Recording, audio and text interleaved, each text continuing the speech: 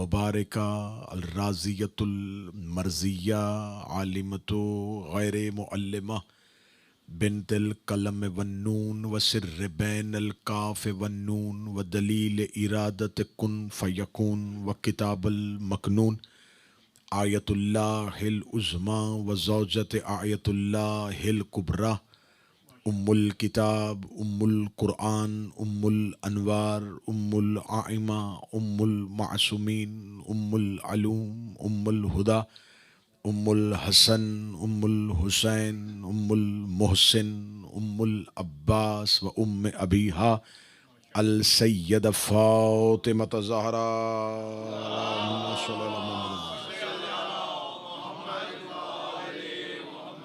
ولعن اللہ تعالی علی اعدائہم اجمعین اما بعد فقد قال حق سبحانہ تعالی فی کتابہ المجید و فرقان الحمید بسم اللہ الرحمن الرحیم محمد رسول اللہ والذین معه اشدہ علی الکفار ورحماء بینہم بلندتر صلوات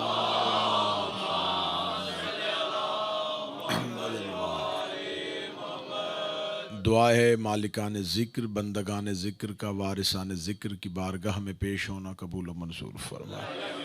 آقا زادی اس عبادت کا بہتر سے بہتر اجر عطا فرمائے۔ میرے آقا و میرے مولا، جتنی بھی حاجات جتنی بھی دعائیں بارگاہ معصومین میں آپ مانگتے ہیں، میرا مالک ان دعاؤں کو اپنی بارگاہ میں مستجاب فرمائے۔ اس امام بارگاہ، اس آرگنائزیشن کے جتنے متعلقین عہدیداران ممبران ہیں، ان کی توفیقات خیر میں اضافہ فرمائے۔ بالخصوص و بالعکس جناب سید ناصر جعفری صاحب، سید محمود گیلانی صاحب، جناب اظہر سبتین صاحب کی سایہ قوم و ملت کے سر پہ سلامت فرمائے۔ ہمارے آقا و ہمارے مولا اور ہمارے وارث کے ظہور میں تعجیل فرمائے۔ ہمیں معرفت معصومین، ولایت امیر المومنین اور طرفداری جناب سیدہ نصیب فرمائے۔ دعاؤں کی قبولیت کے لیے مل کے بآواز بلند صلوات تلاوت فرمائے۔ اللہم صلی علی محمد وآلہ۔ سلسلہ گفتگو یقیناً اذہان عالیہ میں محفوظ ہوگا۔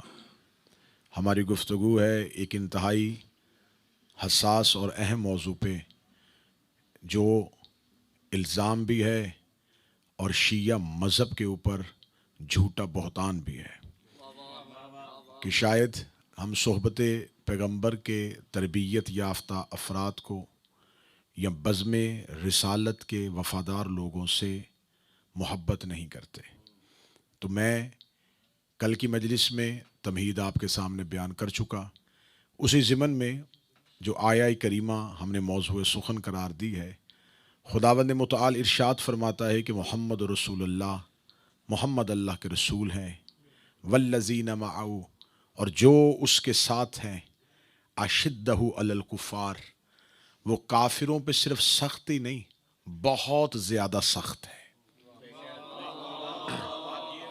کیونکہ یہاں اشدہ کا لفظ آیا ہے، اور یہاں یہ لفظ آ جائے تو یہ اس کی شدت بتا رہا ہے کہ صرف شدید نہیں، بہت زیادہ سخت ہے۔ وَرَحْمَاء بَيْنُهُمْ، اور آپس میں جتنے کافروں پہ سخت ہیں اتنے ہی آپس میں رحم دل ہیں۔ خدا نے بزم رسالت میں بیٹھنے والوں کا معیار بتا دیا کہ بزم رسالت میں بیٹھنے والے افراد کی نشانی یہ ہے کہ جب کافروں کے سامنے جاتے ہیں تو انتہائی سخت ہو جاتے ہیں، اور جب محفل پیغمبر پہ آتے ہیں تو اتنے ہی نرم دل ہو جاتے ہیں۔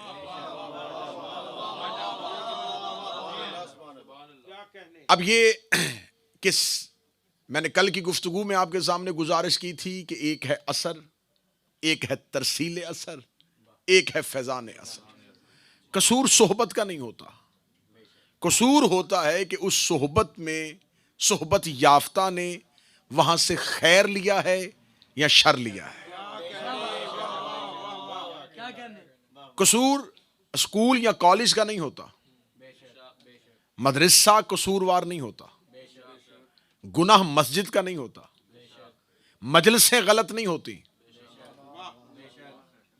دیکھنا یہ ہے کہ وہاں آنے والا، وہاں بیٹھنے والا، وہاں سے لی گئی بات کو کس زاویے کے ساتھ قبول کرتا ہے۔ قصور شخصیت کا نہیں، قصور صحبت کا نہیں، قصور ہے اس طلب کرنے والے کا کہ اس نے جو طلب کیا ہے وہ کیسا کیا ہے۔ اب ہم پر یہ الزام لگ رہا ہے اور یہ اس دیوار کو گرنا چاہیے، اس ذہن کے بت کو اب ٹوٹ جانا چاہیے کہ جناب یہ کیسے ہو سکتا ہے کہ کوئی صحبت رسالت میں آئے، رسول اللہ کی صحبت میں بیٹھے، رسول اللہ کی بزم میں بیٹھے، محفل پیغمبر میں بیٹھے، رسول کی باتیں سنیں اور پھر ان میں کوئی غلطی ہو، پھر وہ کوئی گناہ کر لیں، پھر ان سے کوئی خطا ہو جائے۔ ایسا ہو ہی نہیں سکتا۔ لہٰذا اس بت کو اب ٹوٹ جانا چاہیے، یہ اصول اب ختم ہو جانا چاہیے کہ یہ ہو نہیں سکتا۔ کیوں نہیں ہو سکتا؟ اگر آپ یہ کہتے ہیں کہ صحبت پیغمبر میں بیٹھنے والا غلط نہیں ہو سکتا، خطاوار نہیں ہو سکتا، تو مجھے بتاؤ جس نے رسول کی صحبت پائی اسے کیا کہتے ہیں؟ صحابی۔ وہ صحابی کس کی صحبت میں بیٹھا؟ رسول کی۔ اس کا مطلب ہے کہ رسول صحابی سے افضل ہوا۔ رسول افضل ہے کیونکہ اس کی صحبت ہے۔ اب دیکھنا یہ رسول کس کا رسول ہے؟ اللہ کا۔ اس کا مطلب وہ اللہ رسول سے بھی افضل ہے کیونکہ یہ اس کا رسول ہے۔ اللہ افضل ہے رسول سے، رسول افضل ہے صحابی سے۔ بات صحابی پہ نہیں رکی، بات رسول پہ نہیں رکی، بات توحید پہ چلی گئی ہے۔ اگر آپ یہ کہتے کیسے ہو سکتا ہے کہ کوئی نبی کا صحابی ہو اور اس سے غلطی ہو جائے، کوئی نبی کا صحابی ہو اور اس سے خطا ہو جائے، کوئی صحبت پیغمبر پہ آئے اور اس سے کوئی خطا ہو جائے، تو پھر میں جملہ کہنا چاہوں گا کہ اگر رسول کی صحبت میں بیٹھنے والا ہر بندہ ٹھیک ہو سکتا ہے تو پھر اللہ کا ایک صحابی تھا، بیٹھتا وہ فرشتوں کی محفل میں تھا، رہتا وہ فرشتوں کی صحبت میں تھا، لیکن خدا کا ایک صحابی۔ آج کے بعد اگر آپ نے یہی اصول رکھنا ہے تو پھر آج کے بعد شیطان کو برا نہ کہنا، وہ رسول کا صحابی نہیں، اللہ کا صحابی ہے۔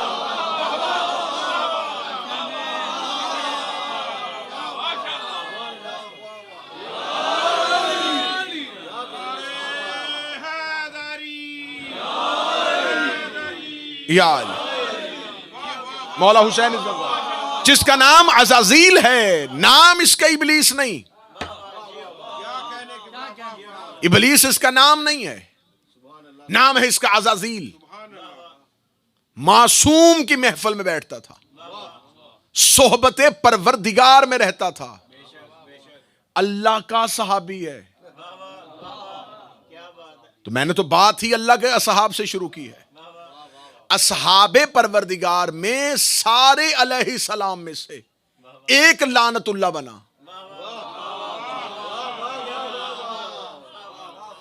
قصور نہ پروردگار کا، قصور نہ صحبت کا، قصور نہ صحبت میں بیٹھنے والوں کا۔ جبرائیل علیہ السلام ہو گیا، عزازیل لعنت اللہ ہو گیا۔ کیا قصور تھا؟ اب یہاں پر مجھے سوال کرنے کا حق دیا جائے کہ اس سے گناہ کیا ہوا تھا، اس سے خطا کیا ہوئی تھی؟ کیا اس نے اللہ کا انکار کیا تھا؟ وہ جانتا تھا یہ پروردگار ہے۔ اس نے اللہ کی خالقیت کا انکار نہیں کیا، اللہ کی وحدانیت کا انکار نہیں کیا۔ اس نے یہ نہیں کہا تو دو ہے، اس نے یہ نہیں کہا تیرے سوا بھی کوئی اللہ ہے۔ اس نے خدا کے ایک امر میں خیانت کی۔ خدا نے اسے کہا کہ تو میرے خلیفہ کو سجدہ کر۔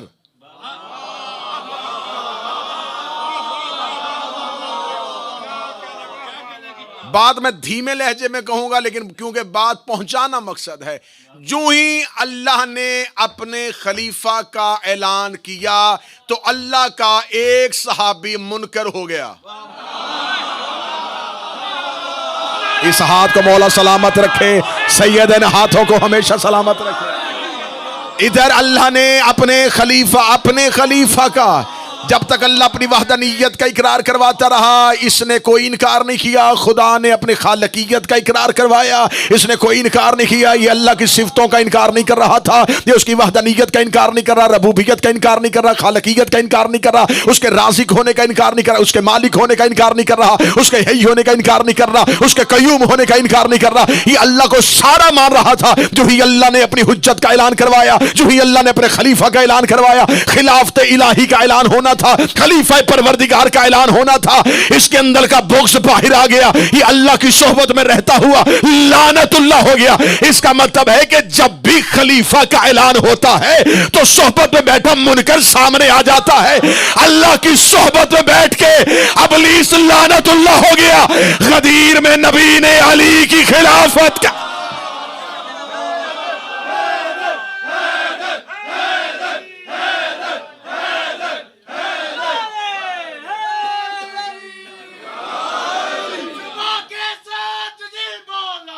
علی بولا, علی بولا, علی بولا, علی بولا, علی بولا, مشکل میں عمر بولا, علی بولا, علی بولا, سلیمان نعرہ حیدری. صحبت پیغمبر نہیں, صحبت پروردگار. اہلیان دعائے زہرا کبھی نہ ابلیس پکڑا جاتا اگر اللہ اپنے خلیفہ کا اعلان نہ کرتا.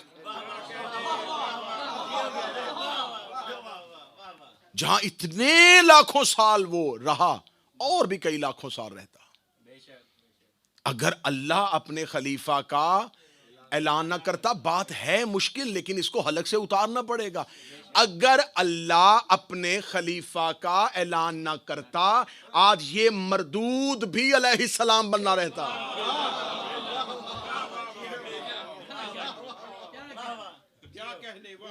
اس کا ٹائٹل اس کے کس کردار کی وجہ سے چھینا گیا؟ اس نے اللہ کے خلیفہ کا انکار کیا. اب یہ سوال میں ہی دہرانے لگا ہوں, ویسے سوال کی نوعیت اور سوال کی نیچر یہ ہے کہ یہ سوال جناب سید ظفر جعفری صاحب کا ہوتا ہے کہ جب وہ شیطان, اس نے ہی تو پوری دنیا کو گمراہ کرنا تھا, تو اس کو کس نے گمراہ کیا؟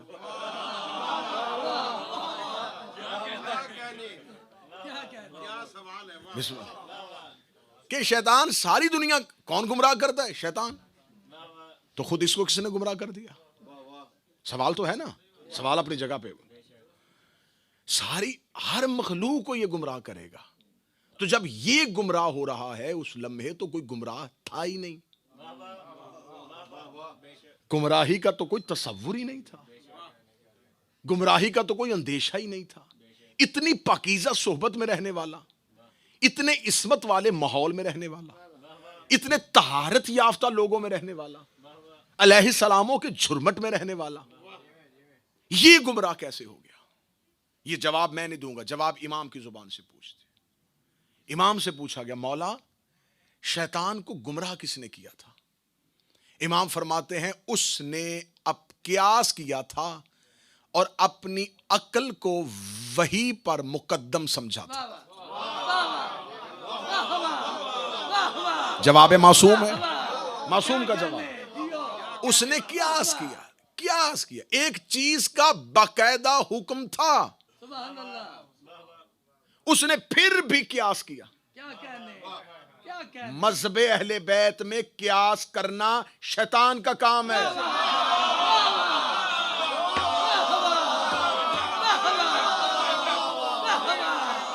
کیوں کیا اس نے قیاس؟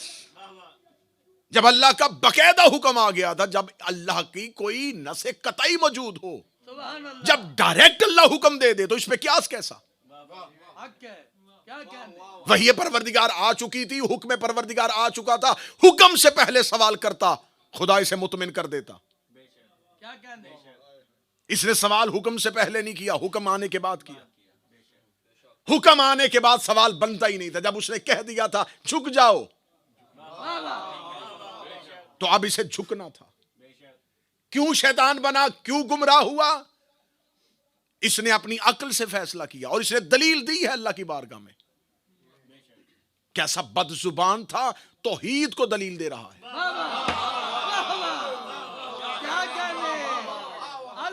شیطان کی ایک خصلت یہ بھی ہے, جھوٹا ہو جائے تو دلیلیں شروع کر دیتا ہے.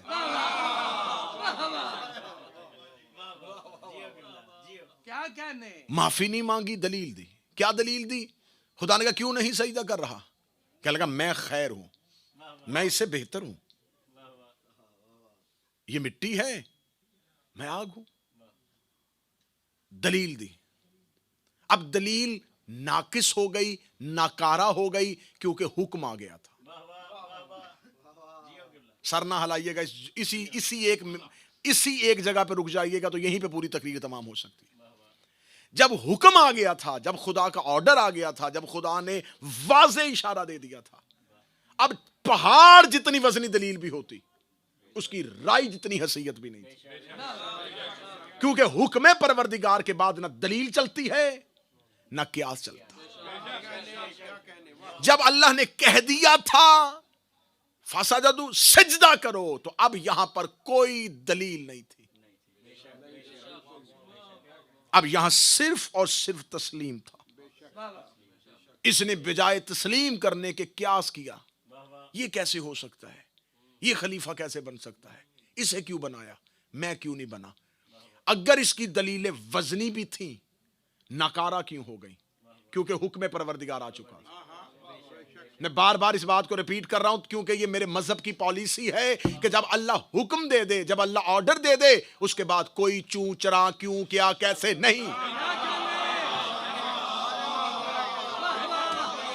حکم پروردگار کے بعد بحث کی کوئی گنجائش نہیں ہے. یہ بات, یہ اصول, یہ ضابطہ, یہ قانون, یہ لا خدا نے قرآن میں رکھ دیا ہے کہ جب اللہ کسی چیز کا واضح حکم دے دے تو اس حکم پروردگار کے آنے کے بعد کوئی دلیل, کوئی قیاس, کوئی بحث, کوئی چوں, کوئی چرا یہ ہو ہی نہیں سکتی. جب غدیر میں اللہ نے حکم دے دیا تھا کہ علی تمہارا مولا ہے, اب دلیل جچتی ہی نہیں تھی.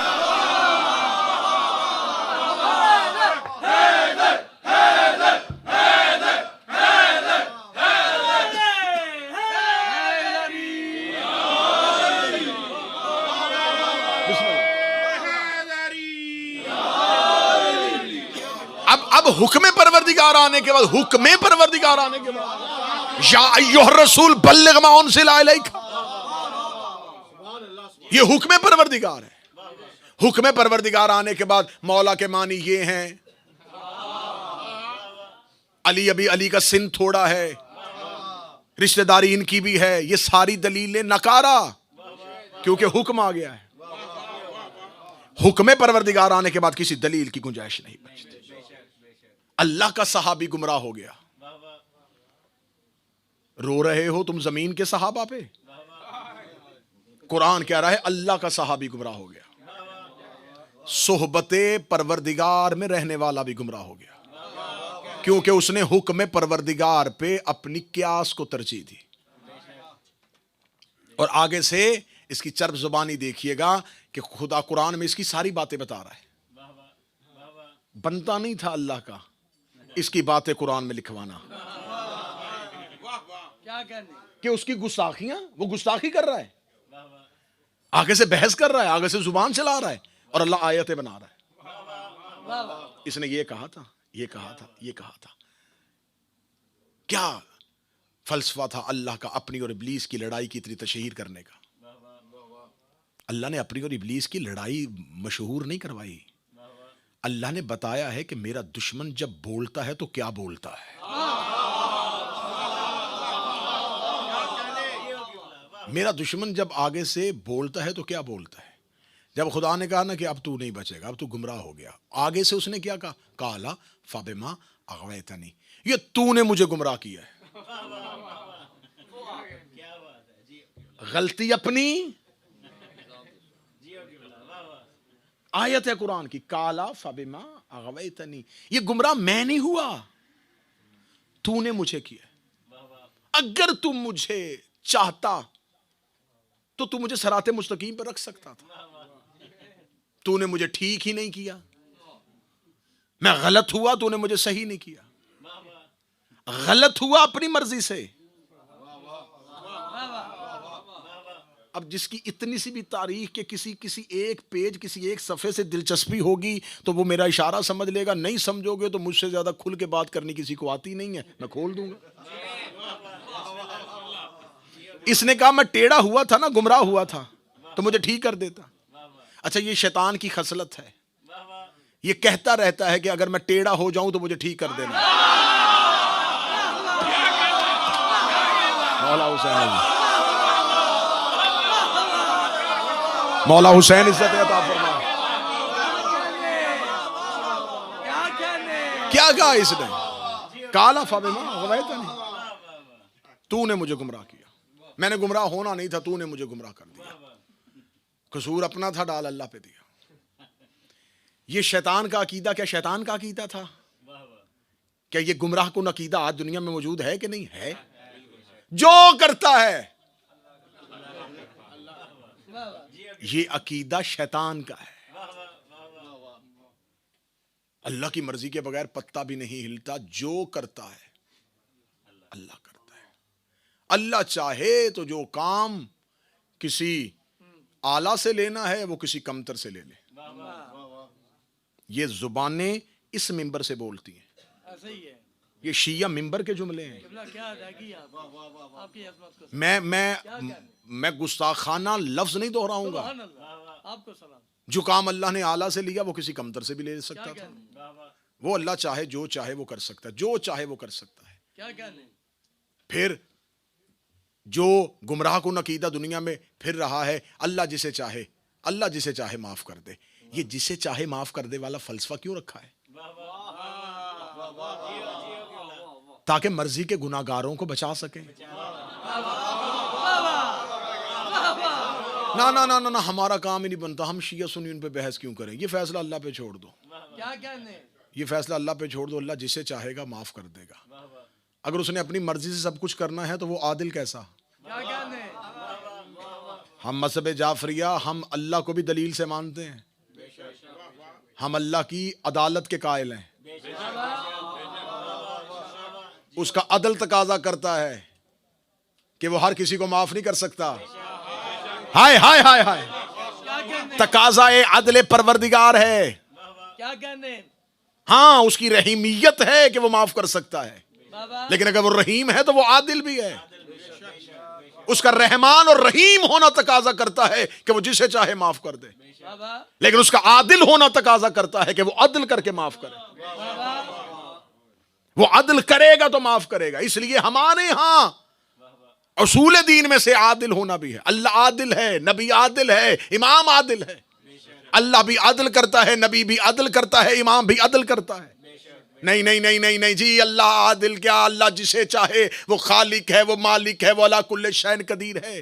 کچھ گولیاں اتنی میٹھی ہوتی ہیں کہ لوگ مزے سے کھا لیتے ہیں. یہ بھی انہی میٹھی گولیوں میں سے ایک گولی ہے. زبان کھلے بھی کی تو کیا کھلے گی، بحث کریں گے بھی تو کیا کریں گے کہ نہیں اللہ جو چاہے نہیں کر سکتا، اللہ جسے چاہے نہیں معاف کر سکتا. بندے ڈر جاتے ہیں. بات پروردگار کی ہے، بحث کر گئے مارے جائیں گے. بات اللہ کی ہے، بات پروردگار کی ہے. ساری دنیا نے یہی راگ الاپنا شروع کر دیا. نہیں، اللہ جسے چاہے معاف کر دے، اللہ جسے چاہے جنت میں بھیج دے، اللہ جسے چاہے جہنم میں بھیج دے. یہ اللہ کی مرضی ہے. بہت بڑا گناہگار ہو اسے جنت میں بھیج دے، بہت بڑا جنتی ہو اسے جہنم میں بھیج دے. یہ اللہ کی مرضی ہے. جنت بھی اللہ کی، جہنم بھی اللہ کی، فیصلے بھی اللہ کے. اللہ جسے چاہے معاف کر سکتا ہے. دعائے زہرا امام بارگاہ نارتھ ہیمپٹن میں اس سوال کو ہمیشہ ہمیشہ کے لیے اس کا گلا گھونٹ کے مار دینے لگا ہوں. اگر تمہارا عقیدہ تمہارے بزرگوں سے یہی چلا رہا ہے کہ اللہ جسے چاہے جنت میں بھیج سکتا ہے، تو پھر حسن سے تحریر لکھوانے کیوں گئے تھے؟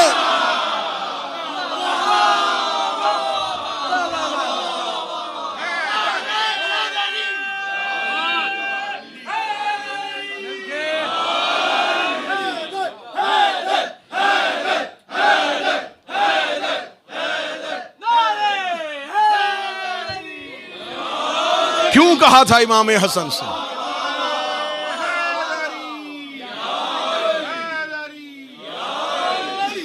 کیوں کہا تھا امام حسن سے کہ لکھ دیں تاکہ میں جنت میں چلا جاؤں؟ کہہ دیتے حسن لکھنے کی ضرورت نہیں ہے، وہ جسے چاہے.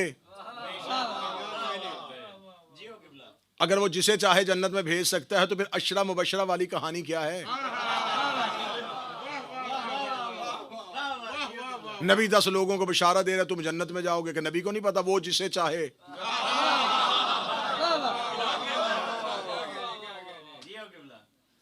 اس نے فوراً اپنا قصور اللہ پہ ڈالا. تو نے گمراہ کیا. خدا نے بھی معاف نہیں کیا، خدا نے بھی جواب دیا. بسم اللہ الرحمن الرحیم. ففسق عن امر ربہ. خدا کہتا ہے کہ میں نے تجھے گمراہ نہیں کیا، تو نے فسق کیا ہے میرے امر کے ساتھ۔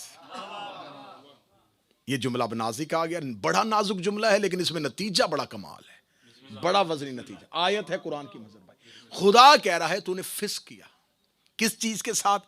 میرے امر کے ساتھ۔ جب میں نے تجھے حکم کر دیا تھا تو نے فسق کیا۔ خدا نے یہ نہیں کیا کہا تو نے نافرمانی کی، نافرمانی کے لفظ بھی خدا نے قرآن میں دیے ہیں، یہاں خدا نے نافرمانی کا لفظ نہیں کہا، یہاں خدا نے کہا فسق کیا تو نے۔ فسق عمل ہے، اس کا کرنے والا فاعل جو ہوتا ہے اسے فاسق کہتے ہیں۔ خدا کہتا ہے کہ تو اب صرف کافر نہیں رہا، فاسق ہو گیا ہے، کیونکہ تو نے میرے امر اور میرے حکم سے خیانت کی ہے۔ شیطان ہو گیا فاسق، اس نے کیا ہے فسق، کیونکہ اللہ نے اس کو امر کیا تھا اپنے خلیفہ کی اطاعت کا، اس نے اللہ کے امر کو نہ مان کے فسق کیا اور فاسق ہو گیا۔ جب خدا نے اسے لعنتی کہہ دیا تھا، فاسق کیوں کہا؟ سر نہیں، میں آپ کے لیے محنت کر رہا ہوں حضور، یہ حساس موضوع میں نے چھیڑا ہی آپ کے لیے، ورنہ علی کی جنگیں پڑھنی شروع کر دی جائیں، مباہلہ پڑھنا شروع کر دیا جائے تو تقریر تو بن سکتی ہے۔ یہ مشکل موضوع ہے تاکہ منبر اس سے آشنا ہو، ذہن ایسے موضوعات کے لیے آمادہ ہو۔ اس نے فسق کیا، اللہ نے جب اس کو لعنتی کہہ دیا تھا، کانا من الکافرین کہہ دیا تھا، خدا نے یہ کیوں کہا کہ تو فاسق ہے، تو نے فسق کیا ہے؟ لعنتی کا لفظ علیحدہ دیا، کافر کا لفظ علیحدہ دیا، فسق کا لفظ علیحدہ دیا۔ خدا نے کہا تو فاسق ہو گیا ہے کیونکہ تو نے میرے امر میں خیانت کی ہے۔ امر الہی کیا تھا؟ نماز پڑھ، تو پڑھ رہا تھا، روزہ رکھ، زکوٰۃ دے، عبادت کر، کیا تھا؟ میرے بنائے ہوئے خلیفہ کو سجدہ کر۔ اس نے باقی سارے اللہ کے سجدے کیے، صرف ایک نہیں کیا، اللہ نے کہا فاسق ہو گیا۔ اس کا مطلب ہے کہ بندہ اللہ کے سجدے چھوڑ دے، لیکن اگر اس نے اللہ کے سجدوں کے ساتھ اللہ کے بنائے ہوئے کی اطاعت کا انکار کر دیا،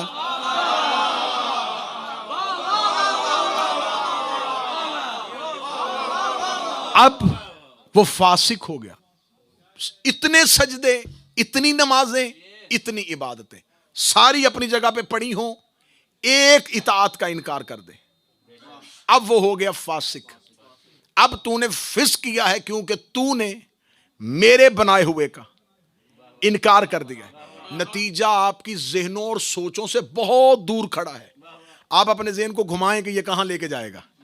مجھے خبر ہے، میں یہاں بیٹھ کے بھی سننا آتا ہے مجھے، کہ جب خطیب پڑھ رہا ہوتا ہے تو مجمع کا ذہن ساتھ ساتھ تعاقب میں ہوتا ہے کہ کاش اس سے پہلے ہم نتیجے پہ پہنچ جائیں، اس کا نتیجہ دینے سے پہلے ہم جائیں صحیح کہ یہ جانے کہاں لگا ہے۔ لگاؤ دوڑ، جتنا جا سکتے ہو جاؤ، تمہارے ذہن کے گوشے اور کونے میں بھی نہیں ہے میں جہاں سے نتیجہ لے کے آنے لگا۔ خدا نے کہا ہے کہ اب یہ ہو گیا ہے فاسق۔ فاسق کیوں ہوا؟ اللہ کے انکار کی وجہ سے نہ، خلیفت اللہ کے انکار کی وجہ سے۔ پیر علی جادی، یہ تو طے شدہ قانون ہے نا، اس پہ تو کوئی بحث نہیں ہو سکتی۔ اس نے اللہ کا انکار نہیں کیا، اس نے خلیفت اللہ کا انکار کیا۔ خلیفت اللہ کے انکار نے اسے فاسق بنا دیا۔ اب جاؤ علماء اسلام کے سروں پہ قرآن رکھ کے پوچھو فاسق کون ہوتا ہے؟ کہتے فاسق وہ ہوتا ہے جس سے کوئی ایسا گناہ سرزد ہو جائے جس سے پھر بارگاہ پروردگار میں وہ معافی مانگے، خدا سے اس امر کی جو خیانت کی ہے اس سے معافی کا طلبکار ہو۔ فاسق کی سزا کیا ہے؟ نماز پڑھ سکتا ہے؟ کہتے پڑھ سکتا ہے، پڑھا نہیں سکتا۔ نا نا نا نا نا۔ دوسری سزا شریعت میں، یہ مذہب جعفریہ میں نہیں ہے، تمام مسلمانوں کے ہاں، جمہور کے ہاں یہ قانون پایا جاتا ہے۔ فاسق چاند کی شہادت نہیں دے سکتا، فاسق نکاح میں گواہ نہیں ہو سکتا، فاسق طلاق میں گواہ نہیں ہو سکتا، شریعت میں اس کی گواہی قابل قبول نہیں ہے کیونکہ یہ فاسق ہو گیا ہے۔ پڑھ سکتا ہے نماز، پڑھا نہیں سکتا، اس لیے فاسق ہو گیا ہے۔ گواہی نہیں دے سکتا، اس لیے فاسق ہو گیا ہے۔ دیکھو علی کا اللہ کتنا باکمال ہے، اس نے شیطان کو قرآن نے فاسق کہہ دیا، تو نے فسق کیا ہے کیونکہ تو نے میرے خلیفہ کا انکار کیا ہے۔ خدا نے شیطان کو فاسق نہیں کہا، خدا نے اصول اور معیار بنا دیا ہے، جو میرے خلیفہ کا انکار کرے وہ فاسق ہو جاتا ہے، اور فاسق نہ نماز پڑھا سکتا ہے نہ گواہی دے سکتا ہے۔ اب جس نے علی کا انکار کیا تھا، لوگوں نے اسے دو خوبیوں سے مانا تھا، ایک اس نے آگے کھڑے ہو کے نماز پڑھائی تھی، ایک اس نے زہرا کے سامنے گواہی دی تھی۔ اللہ نے قرآن میں بتا دیا جو خلیفہ کا انکار کرے نہ اس کی نماز ہوتی ہے نہ اس کی گواہی ہوتی۔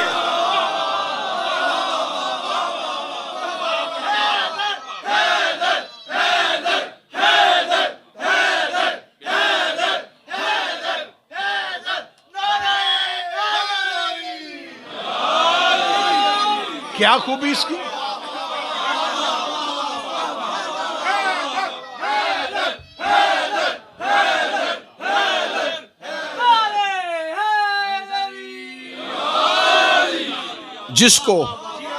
جس کو علی کے مقابلے پہ لے کے آنا تھا، یا ورشہ جس کو مولا علی کے مقابلے پہ لے کے آنا تھا،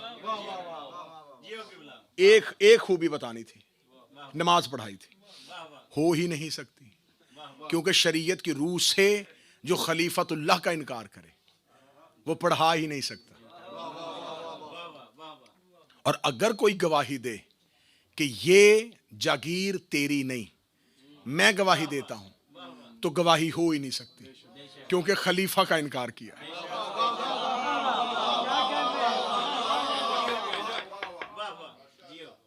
اللہ کا صحابی گمراہ ہو گیا، اللہ کی اطاعت سے نکل گیا، کیونکہ اس نے سارے نیک اعمال کیے تھے لیکن اللہ کے خلیفہ کا انکار کیا تھا۔ خدا نے حضرت آدم کو زمین پر اتارا، حضرت آدم زمین پر ہے، اللہ نے آدم کو اولاد دی، لیکن لو دعائے زہرا والو ایک غضب اور ہو گیا، آدم کا ایک صحابی بھی گمراہ ہو گیا۔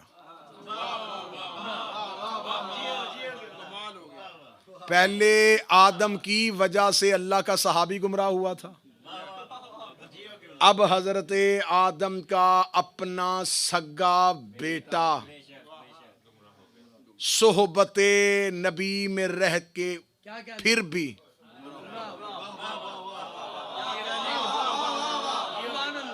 صرف گمراہ نہیں ہوا، قاتل ہو گیا۔ اب اگر صحبت پیغمبر میں رہنے والے سارے ٹھیک ہیں، پھر قابیل پہ لعنت ہو ہی نہیں سکتی۔ پہلا قتل جو زمین پر ہوا یہ قابیل نے کیا، کس کا کیا؟ حابیل کا۔ یہ نام بڑے ملتے ہیں، ان کا وزن قافیہ بڑا ایک جیسا ہے، تو اکثر لوگ پریشان ہو جاتے ہیں کہ اس میں اچھے والا کون سا ہے، برے والا کون سا ہے۔ جس میں قاتل والی کاف ہونا،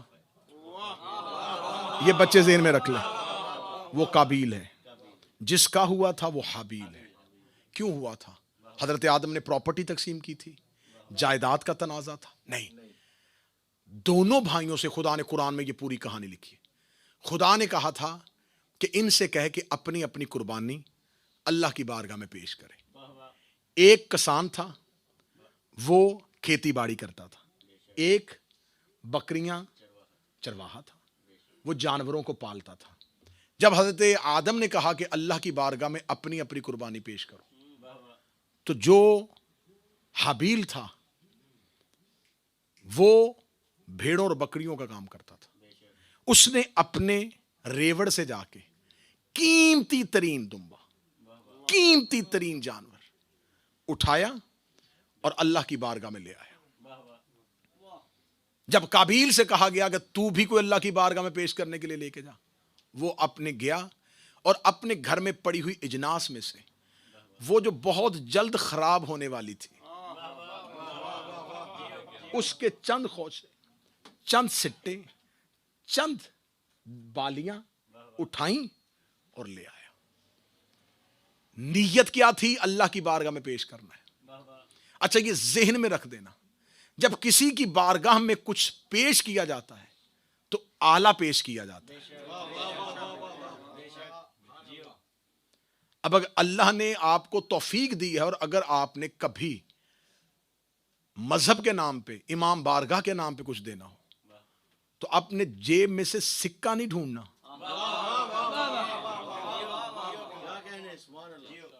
بعض لوگ ہوتے ہیں ان کو پتا ہوتا ہے کہ اب بارگاہ سے بغیر چندہ دیے واپسی، تو وہ اس چندہ باکس کے لیے بہترین چیز پھینکنے کے لیے اس سکے کو تجویز کرتے ہیں. ایسا ہے کہ نہیں؟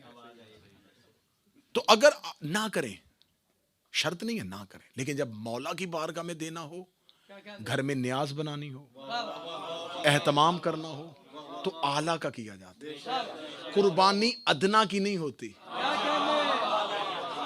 اعلیٰ کی ہوتی. حضرت حابیل قیمتی جانور لے آئے اور وہ بچی گلی سڑی جنس کی کچھ بالیاں لے آیا. اس دور میں قربانی قبول کیسے ہوتی تھی کہ قربانیاں پہاڑ پہ رکھ دی جاتی تھی، آسمان سے ایک شعلہ آتا تھا، جسے قبول کرنا ہوتا تھا وہ ایک نور، ایک لائٹ، ایک شعلہ، ایک آگ آتی تھی اور وہ اس کو جلا دیتی تھی اور اس کو اٹھا کے لے جاتی تھی. آسمان سے ایک لائٹ آئی، ایک نور آیا اور اس نے حابیل کی قربانی کو، اس جانور کو اٹھا لیا. پیچھے بچ گئیں اس کی بالیاں جو اللہ نے اپنی بارگاہ میں قبول نہیں کی. اب پہلا قتل جو زمین پر ہوا اس حسد کی بنیاد پر ہوا کہ اللہ نے اس کی قربانی کو کیوں قبول کیا ہے. یہ واقعہ سنانا مقصد نہیں تھا، پھر نتیجہ لے کے آنا تھا. میں معیار صحابیت بتا رہا ہوں. اللہ کا صحابی گمراہ ہوا تھا، اس نے اللہ کے خلیفہ کا انکار کیا تھا، سارے عمل ٹھیک تھے، ایک عمل کی وجہ سے فاسق، کافر اور لعنتی ہو گیا. یہ آدم کا بیٹا بھی ہے، آدم کا صحابی بھی ہے. اس نے گھر میں رہتے ہوئے آدم کے دوسرے صحابی سے، دوسرے بیٹے سے حسد کیا، اسے ملنے والی عزت کی وجہ سے. اس نے کہا یہ جو ہے وہ میں کیوں نہیں.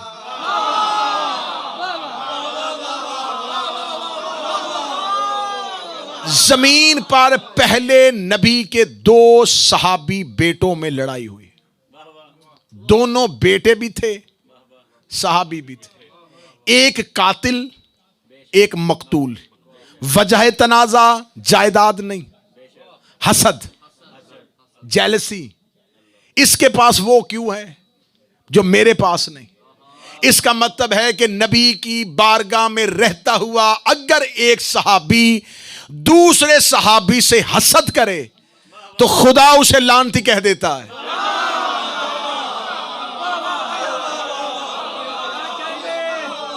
اب سر ہلاؤ یا زبان ہلاؤ یا اٹھ کے چلے جاؤ، میں تاریخ کا ضامن ہو کے کہہ رہا ہوں، علی کا کسی سے جائیداد کا جھگڑا نہیں تھا، علی کا کسی سے زمین کا تنازع نہیں تھا. روز آیتیں علی کی شان میں آ رہی تھی، روز فضیلتیں علی کی شان میں آ رہی تھی، منبر پہ رسول علی کے قصیدے پڑھتا تھا.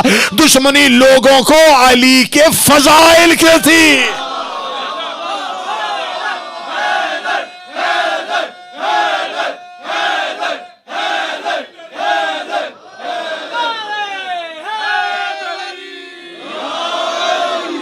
کس چیز سے تھی؟ کس چیز سے لڑائی تھی؟ مولا امیر المومنین سے دشمنی کیوں تھی؟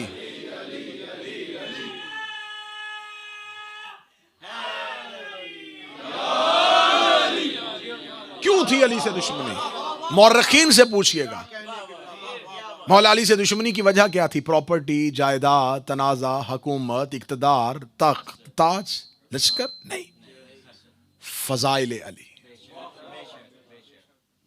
یہ آیت علی کے لیے آئی ہے، میرے لیے کیوں نہیں؟ نبی نے یہ فضیلت علی کی پڑھی ہے، ہماری کیوں نہیں؟ تو اگر آدم کے دو بیٹے حسد کی بنیاد پر ایک گمراہ اور ایک نیک ہو سکتا ہے،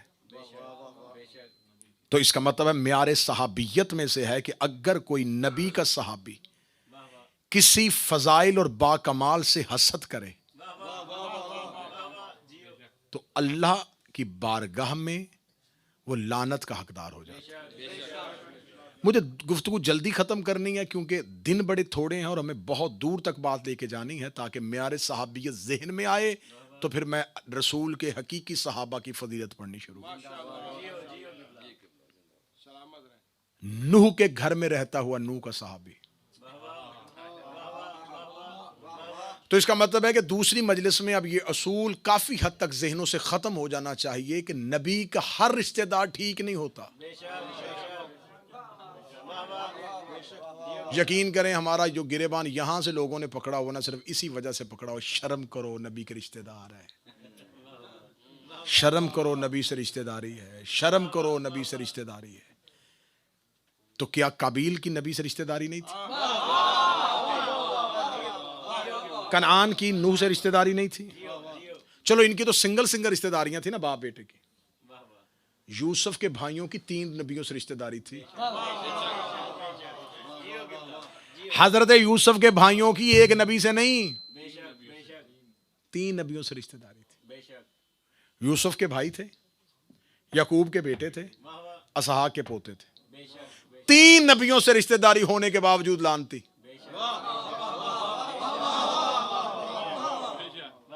3 नबियों से रिश्तेदारी,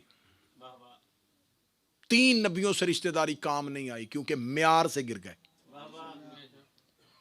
कहानी मुख्तसर है और एक ही जुमले पे खत्म कर देता हूं। इनकी दुश्मनी भी यूसुफ से जायदाद की वजह से नहीं थी, ओहदे की वजह से थी। अल्लाह ने यूसुफ को नबी क्यों बनाया? यही दुश्मनी शैतान को आदम से थी। अल्लाह ने इसे खलीफा क्यों बनाया? यही दुश्मनी काबिल को हबील से थी। अल्लाह ने इसकी कुर्बानी को कबूल क्यों की? यही दुश्मनी बरादरान यूसुफ को यूसुफ से थी। अल्लाह ने इसे नबी क्यों बनाया? सर पे कुरान रखो, पूरे अरब को यही दुश्मनी अली से थी। अल्लाह ने इसे खलीफा क्यों बनाया?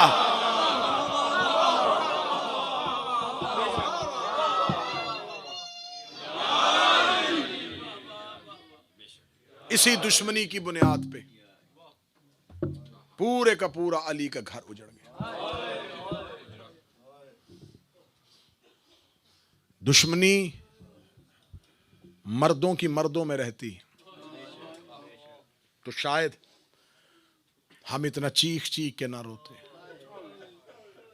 दुख हमें यही रुला गया। अली का बदला अली की बेटियों से लिया गया।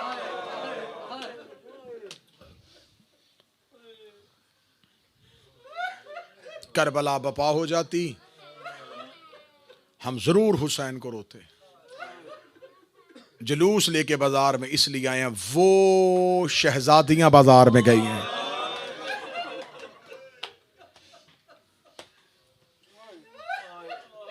जिनके कद से सिर्फ बाप और भाई वाकिफ थे।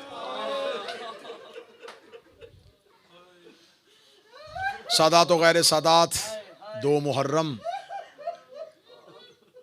मिंबर। यकीनन इस मौजू से आशना और ज़हन आमादा कि आज पढ़ा जाता है हुसैन का करबला में उतरना, वरूद करबला, मदीने के मुसाफिर का करबला का मेहमान बनना। चलते चलते हुसैन उस मंजिल पे पहुंचे। करीम करबला की सवारी रुकी। मक्तल कहती है 7 सवारियां बदली हुसैन ने। जिस सवारी पे हुसैन बैठते वो सवारी वहीं पे रुक जाती, जिस सवारी पे बैठते वो सवारी। करीम करबला ने सवारी से नीचे उतरे, जमीन से रेत उठाई, मट्टी को उठा के हुसैन ने यूं सूंघा। सूंघने के बाद हुसैन ने चेहरे पे दाढ़ी, उस मट्टी को मलने के बाद कहा इन्ना लिल्लाहि व इन्ना इलैहि राजिऊन। हुसैन की इन्ना लिल्लाह की आवाज बहन ने महमल में सुन ली। शहजादी तड़प के कहती है अब्बास हुसैन से पूछ तूने रेगिस्तान पे ये आयत क्यों पढ़ी है? मौला हुसैन चलते चलते वहां गए जहां शहजादी का ऊंट था। मौला हुसैन की आवाज आई ज़ैनब। जब सफीन की तरफ जा रहे थे, यहां से गुजरते हुए मेरा बाबा अली घोड़े से उतरा था। मेरे बाबा अली ने यहाँ घोड़े से उतर के यहाँ पर 2 रकत नमाज अदा करने के बाद मुसल्ले पे अली रोए थे। حسین کہتے میں ہاشمیوں کے ساتھ بابا کے پاس گیا، سارے علی کے بیٹے گھبرا گئے کہ ہمارا بابا صحرا میں رو کیوں رہا ہے۔ جب ہم سارے بابا کا چہرہ دیکھ رہے تھے، زینب میرے بابا نے میری طرف دیکھا، رو کے کہا حسین میرے گلے میں باہیں ڈال۔ میں بابا کے قریب آیا، بابا نے مجھے اپنی گود میں اٹھایا، بار بار میری گردن کا بوسہ لیا، گردن کا بوسہ لیا۔ علی کے صحابہ نے کہا یا علی، آپ نے ریگستان میں نماز پڑھی ہے، آپ نے صحرا میں گریہ کیا ہے، آپ نے بیٹے کو گود میں بٹھا کے اس کی گردن کے بوسے کیوں لینے شروع کیے ہیں؟ مولا علی کی چیخ کی آواز آئی، یہ غریبوں کا قبرستان، یہ دشت نینوا شریفوں کا قبرستان ہے۔ مولا امام حسین نے کہا عالیہ، یہ وہی جگہ ہے جہاں بابا رکے تھے، یہ وہی جگہ ہے جہاں اللہ نے عہد لیا تھا۔ لکودک صحرا میں دور تک کریم کربلا نے نظر دوڑائی، دور تک کوئی آبادی، کسی انسانی آبادی کا کوئی نام و نشان نہ تھا۔ عباس، جی مولا، ذرا جائیے دیکھیے کہ یہاں قریب کوئی آبادی ہے۔ گھوڑے کو سر پٹ دوڑایا حسین کے نوکر نے۔ غازریہ، نینوا، ان ٹیلوں کے پیچھے ایک آبادی تھی، وہاں جا کے عباس کا گھوڑا رکا۔ اس قبیلے میں چند جھونپڑیاں، ایک چھوٹا سا قبیلہ جو یہاں ٹیلوں کے پیچھے مقیم تھا، انہوں نے ایک اجنبی مسافر کو اپنے قبیلے میں آتے ہوئے دیکھا۔ مردوں نے جلدی جلدی اپنے خیموں سے باہر نکلے، بچوں نے عباس کے گھوڑے کے آگے چلنا شروع کیا۔ قبیلہ بنی اسد کے مرد نوجوان اکٹھے ہوئے، دوڑ کے گئے قبیلہ بنی اسد کے بوڑھے کے پاس، جا کے کہنے لگے کوئی اجنبی عرب کا مسافر ہمارے قبیلے میں آیا ہے، اس کا جلدی بلاؤ۔ بلایا گیا قبیلہ بنی اسد کا بوڑھا، اس نے اپنے ابروؤں کو اٹھایا، جھکی ہوئی کمر کو سیدھا کیا، سیدھا کرنے کے بعد کہنے لگا مسافر، رستہ بھول کے ہمارے قبیلے آ گیا، تیرے کھانے کا انتظام کریں، رات رہنا چاہتے ہو تیرے ٹھہرنے کا بندوبست کریں۔ عباس رو کے کہتے نہ بھولا نہ بھٹکا، اپنی مرضی سے آیا، مجھے بتاؤ یہ صحرا کس کی ملکیت؟ جب کہا نا یہ صحرا کس کی ملکیت ہے، قبیلہ بنی اسد کا بوڑھا دیکھ کے کہنے لگا ہم بنی اسد کے لوگوں کی۔ کیوں؟ مولا حضرت ابوالفضل العباس کی آواز آئی، میں پوچھنا چاہتا ہوں اس صحرا کا، ان ٹیلوں کا مالک کون ہے؟ قبیلہ بنی اسد کا بوڑھا کہنے لگا نسل در نسل ہم ہی اس صحرا میں بیٹھے ہیں، ہم اس کے مالک ہیں۔ مولا عباس کی آواز، اس کا نام؟ کہنے لگا غازریہ۔ کوئی اور نام؟ نینوا۔ کوئی اور نام؟ کہتا دشت کرب و بلا۔ دشت کرب و بلا کا نام مانا تھا مولا عباس کا چہرہ بنی اسد کے نوجوان دیکھ رہے تھے، خوبصورت داڑھی، چہرے پہ نور، علی کا علی بیٹا۔ قبیلہ بنی اسد کے جوان عباس کو ایسے دیکھ رہے تھے جیسے مصر کی عورتوں نے یوسف کو دیکھا تھا۔ قبیلہ بنی اسد کے جوان عباس کو دیکھ رہے تھے، مولا عباس کی آنکھوں میں آنسو عباس کی داڑھی پہ آئے۔ مولا عباس یہ کہتے قبیلہ بنی اسد کا بوڑھا میرا سردار تم سے ملنا چاہتا ہے۔ جب کہنا میرا سردار تم سے ملنا چاہتا ہے، قبیلہ بنی اسد کا بوڑھا زمین پہ بیٹھا رو کے کہنے لگا تیرا بھی کوئی سردار ہے؟ تو مجھے شکل سے خود کسی ملک کا بادشاہ لگتا ہے، تیرا بھی کوئی سردار ہے؟ آواز آئی ہاں میرا سردار، وہ تم سے ملنا چاہتا ہے۔ قبیلہ بنی اسد کا بوڑھا کہنے لگا ملنے کے لیے تیار ہوں۔ سخی عباس گھوڑے کو لے کے چلے، مولا یہ ٹیلوں کے پیچھے قبیلہ بنی اسد کے لوگ، مولا وہ سردار ملنے کے لیے تیار ہے۔ حسین ابن علی قبیلہ بنی اسد میں آئے۔ قبیلہ بنی اسد کے مرد و زن نے اجنبی مسافر سمجھ کے حسین کا استقبال کیا۔ کوئی حسین کے لیے پانی لے کے آیا، حسین کے لیے بیٹھنے کا انتظام ہوا۔ قبیلہ بنی اسد کا بوڑھا سامنے کھڑا ہو گیا، مسافر کیا چاہتا ہے؟ حسین ابن علی کی آواز ہے یہ صحرا خریدنا چاہتا ہوں۔ خریدنا چاہتا ہے؟ کیوں؟ حسین کی آواز ہے یہاں رہنا چاہتا ہوں۔ کیا لگا رہنا ہے؟ ہمارے مکان حاضر، ہمارا قبیلہ حاضر، جتنے دن رہنا رہ، لیکن یہاں سے پھر چلے جانا۔ حسین دیکھتے نہیں، میں ہمیشہ کے لیے رہنے آیا ہوں۔ جب کہنا میں ہمیشہ کے لیے رہنے آیا ہوں. قبیلہ بنی اسد کا بوڑھا دیکھ لگا مسافر یہ ہمیشہ رہنے کی جگہ نہیں ہے. مسافر یہ ہمیشہ رہنے کی جگہ نہیں. حسین رو کہتے میں ہمیشہ رہنا چاہتا ہوں. تو کہنے لگا ہمیشہ رہے گا کیوں؟ فرمایا یہاں اپنے گھر بناؤں گا. قبیلہ بنی اسد کے نوجوانوں نے بوڑھے کو دیکھا. پورے قبیلے میں خاموشی طاری ہو گئی. قبیلہ بنی اسد کا بوڑھا دیکھ لگا یہ میں منت کر کے کہتا ہوں, میں پھر کہہ رہا ہوں یہ زمین رہنے کے قابل نہیں. نہ یہاں زراعت ہوتی ہے نہ یہاں مکان بنتے ہیں. ہمیشہ دریا کے کنارے پہ زمین زرخیز ہوتی ہے. یہ ہے فرات کا کنارہ لیکن بنجر. یہاں ہم کھیتی باڑی کرنے کی کوشش کی ہے, یہاں پر کوئی سبزہ نہیں اگتا. یہاں پر ہم رہنے کی کوشش کرتے, یہاں پر کسی کا گھر نہیں بنتا. حسین دیکھ کے کہنے لگے یہاں زراعت نہیں ہوتی, یہاں رہتے نہیں ہو. وجہ بتا سکتے ہو؟ تم اتنی نسلوں سے رہ رہے ہو. اب جس کی ہائے نکلے گی اس کی آنکھ پہ حسین سامن ہے. قبیلہ بنی اسد کا بوڑھا دیکھ لگا سچ سننا چاہتا پھر سن, یہاں ہم دن کے وقت بھی نہیں جاتے. حسین کی آواز ہے کیوں؟ کہنے لگا آدھی رات کو کسی مستور کے رونے کی آواز آتی ہے. قبیلہ بنی اسد کی عورتیں کہتی ہم نے کئی بار دیکھا ہے کوئی کالی چادر والی مستور ہے جو ان ٹیلوں پہ سر کے بال کھول کے رو رہی ہوتی. اجرکم من اللہ, اجرکم من اللہ. کوئی سیاہ چادر میں ملبوس عورت ہے جو سر کے بال کھول کے ان ٹیلوں پہ روتی. حسین روئے. حسین رو کے کہنے لگے پھر مجھے یہیں رہنے دو. قبیلہ بنی اسد کا بوڑھا کہتا میں ہاتھ باندھ کے کہتا ہوں جتنی جلدی ہو سکے یہ جگہ چھوڑ دے. مولا حسین دے کہتے میں خریدوں گا 9 مربع میل فرات کا کنارہ.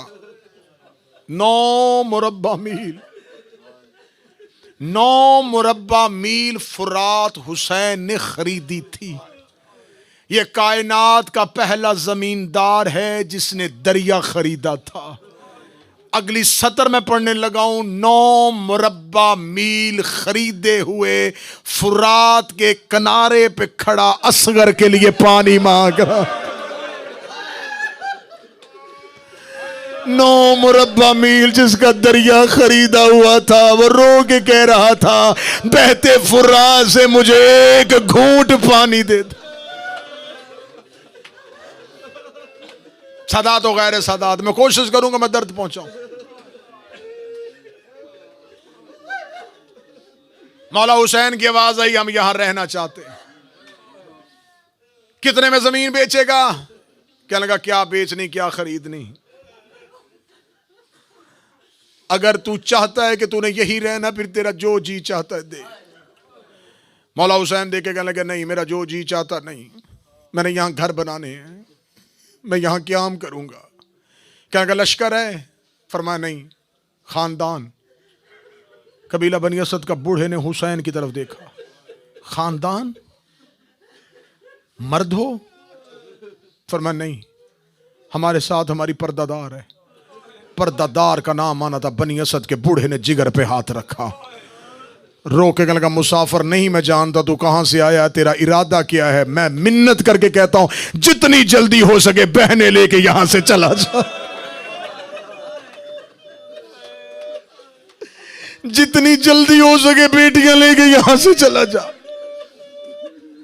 یہ مردوں کے رہنے کے قابل نہیں اور تو بہنیں بیٹیاں لے کے آ گیا.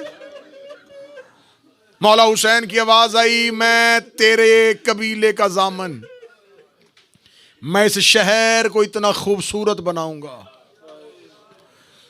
قیامت تک دنیا سے شہر میں آنے کے لیے تڑپے گی. لوگ اس شہر میں آنے کی دعائیں مانگیں گے. تو مجھے ایک بار شہر بسانے دے, تو مجھے ایک بار شہر آباد کرنے دے. میں تم سے یہ شہر خریدنا چاہتا ہوں, میں اسے آباد کروں گا. جب کہا نا میں آباد کروں گا, بار بار اس نے حسین کی زبان سے ایسے جملے سنے. جملے سن کے کہنے لگا اچھا تیری مرضی ہے, میں تو چاہ رہا تھا کہ تو اس جنگل میں نہ رکتا, لیکن اگر تو بہنیں بیٹیاں لے کے آئی گیا تیرا مدینے والا محمد ضامن. جب کہا نا تیرا مدینے والا محمد ضامن, جنگل میں حسین نے نانے کی ضمانت نصیحت سنی. حسین رو کے کہتے تو مدینے والے محمد کو جانتا ہے؟ دیکھنے لگا کلمہ تو اس نبی کا پڑھا ہے, زیارت نہیں ہو سکی. ایک بار جوانی میں مکہ حج کرنے کے لیے گیا تھا, وہاں سے واپسی پہ مجھے مدینہ جانا پڑا. جب میں مدینہ پہنچا تھا, میں نے مدینہ میں جا کے پوچھا تھا رسول کہاں ہے؟ صحابہ نے کہا تھا مسجد میں بیٹھے ہوئے ہیں. میں رسول کی محفل میں گیا تھا, میں تھوڑی دیر صحبت پیغمبر میں بیٹھا تھا, لیکن میں جب نبی کی صحبت میں گیا, میں نبی کی محفل میں گیا, میں نبی کی مسجد میں گیا, نبی منبر پہ تھے, گود میں کوئی چھوٹا سا بچہ بیٹھا ہوا تھا. بار بار نبی اس کا سر چومتے تھے, کبھی اس کا منہ چومتے تھے. میں نے مدینے کے لوگوں سے پوچھا یہ بچہ کون ہے؟ دیکھ کے کہتے یہ رسول کا بیٹا حسین ہے. حسین کا نام آنا تھا غریب, اپنے ہاتھ زمین پہ رکھ کے اٹھا, رو کر کے پہچان وہی حسین ہے. جب کہا نا وہ حسین میں ہوں, تڑپا قبیلہ بنی اسد کا بوڑھا. مدینے والا حسین, رسول کا بیٹا, رسول کا بیٹا. اب بیٹھا نہیں, بوڑھا قدموں میں گر گیا, رو کے کہنے لگا منت کرتا ہوں رسول کا بیٹا کیوں بیٹیاں لے کے آ گیا, کیوں بہنیں لے کے آ گیا, کیوں صحرا میں آ گئے. حسین کی آواز ہے قبیلہ بنی اسد کا بوڑھا میں خریدوں گا. بس تفصیلی مضمون ہے, میں جلدی ختم کروں. 60,000 دینار میں حسین نے خرید لی. خریدنے کے بعد حسین نے کہا یہ میں اپنے بیٹے اکبر کے نام کرتا ہوں. کربلا ہو گئی علی ابن الحسین کے نام, کربلا ہو گئی حسین کے بیٹے اکبر کے نام. اس لیے مقدمین ذاکرین پڑھا کرتے تھے, سکینہ سجاد سے رو کے کہا کرتی تھی مجھے یہی درد رلا گیا, اکبر کی جاگیر میں مجھے تماچے لگے ہیں, میرے بھائی کی جاگیر میں مجھے تماچے لگے ہیں. اکبر کی جاگیر تھی, اکبر کی خریدی ہوئی زمین تھی. حسین ابن علی کی آواز ہے یہ قبیلہ بنی اسد کا بوڑھا, یہ زمین میں نے تم سے خرید تو لی ہے, لیکن میں قبیلہ بنی اسد والوں تمہیں امام وقت بن کے تمہیں تنبیہ کر کے جا رہا ہوں. تم نے اگلے 8 دن ٹیلوں پہ نہیں آنا, تم نے اگلے 8 دن اس جنگل میں نہیں آنا, 8 دن اس صحرا میں نہیں آنا. 8 دن کوشش کرنا اپنے گھروں میں رہنا, فرات سے پانی پہلے بھر لینا, کھانے کا انتظام پہلے کر لینا. اگر میری نصرت کے لیے آنا چاہو تمہاری مرضی, ورنہ میں حق کے بیعت تمہاری گردنوں سے اٹھاتا ہوں. یہ کہہ کے حسین ابن علی کی آواز آئی 8 دن کی ضمانت میں نے دی ہے, لیکن جب 10 محرم کی شام ہو جائے, یہاں سے لشکر واپس جانا شروع ہو, ایک قبیلہ بنی اسد کے نوجوانوں پھر ان ٹیلوں سے نیچے اتر آنا. یہاں پر کچھ لاشیں بکھرے ہوئے پڑے ہوں گے, کوشش کرنا ان کی قبریں بنا دینا. یہ کہنے کے بعد غریب چیخے مار کے رویا. رونے کے بعد حسین کی آواز ہے یہ قبیلہ بنی اسد کی عورتوں, امام امت کا باپ ہوتا ہے, میں تمہارا باپ بن کے تمہیں حکم دے رہا ہوں, اگر تمہارے مرد یزید کی حکومت سے لشکر کے خوف سے ڈر جائیں, تم فرات میں پانی بھرنے کے بہانے آنا, وہاں لاشیں پڑی ہوں گی, ان لاشوں کو دفنا دینا. اتنا غریب ہو گیا تھا زہرا کا لال, روتے روتے زمین پہ بیٹھا, قبیلہ بنی اسد کے بچوں کو قریب بٹھایا, رو کے لگا اگر تمہاری ماں نہ آ سکے, تمہارے باپ نہ آ سکے, تم کھیلنے کے بہانے آنا, ریت اٹھاتے جانا, لاشوں میں ڈالتے جانا, تمہاری کھیل ہو جائے گی. غریب